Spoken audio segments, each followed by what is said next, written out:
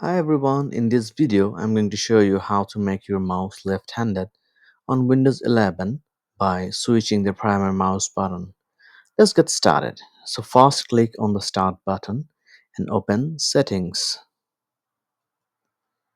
You can also press Windows key plus I on your keyboard to open settings quickly. On the left side, go to the Bluetooth and devices. Now find the mouse. Where is it? This is here. Here you should be able to see this button called primary mouse button. Open the drop down and change it from left to right. As soon as you do that, the main click will move to your right mouse button, which is perfect if you're left-handed. The old right click menu will now be on the left mouse button. So I'm clicking left and this is showing up now. So this will happen if you make the changes the way we said.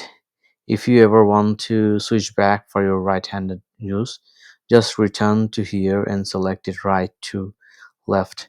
This is all you need to do to make your mouse left-handed on Windows 11.